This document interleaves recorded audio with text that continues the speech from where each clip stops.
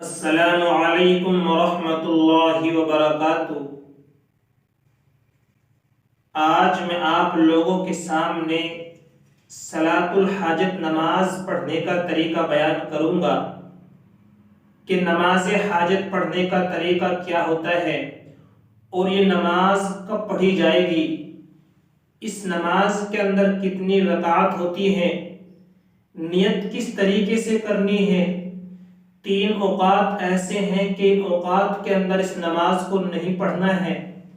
पहला वक्त तो ये है कि जिस वक्त फजर का वक्त शुरू होता है उस वक्त से लेकर के तुलूए आफताब से 20 मिनट के बाद तक इस नमाज को नहीं पढ़ना है। दूसरा वक्त जो होता है वो ज़वाल का वक्त होता है, उस वक्त भी इस नमाज को नहीं पढ़ना है। और तीसरा गुरूब आफताब यानी असर के वक्त से लेकर के मगरिब तक इस नमाज को नहीं पढ़ना है। तो 3 औकात ऐसे हैं जिन औकात के अंदर नमाज को नहीं पढ़ना है, इस नमाज को यानी सलातुल हाजत को। उसके अलावा जब चाहे जिस वक्त चाहे इस नमाज को पढ़ सकते हैं। इस नमाज के अंदर सिर्फ और सिर्फ 2 रकात होती हैं और नियत करने का तरीका ये है।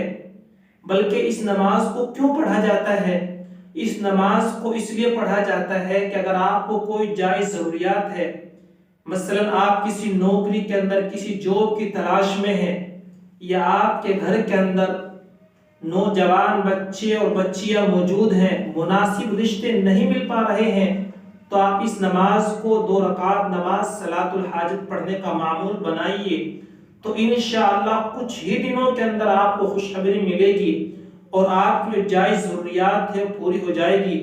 या आप किसी बीमारी के अंदर मुब्तला हैं, किसी परेशानी के अंदर, किसी मुसीबत के अंदर मुब्तला है, तो इस नमाज को पढ़ने का मामूल बनाइए, इंशाअल्लाह आपको कामयाबी मिलेगी। अब नियत सीखते हैं कि नियत करने का तरीका क्या है। तो इस नमाज का नियत करने का तरीका यह है कि नियत करता हूं मैं 2 रकात नमाज सलातुल हाजत वास्ते अल्लाह ताला के मुंह में काबा शरीफ की तरफ, अल्लाहु अकबर। ये तो हुई अल्फाज के जरिए से नियत, लेकिन असल जो नियत है वो दिल के इरादे का नाम नियत है।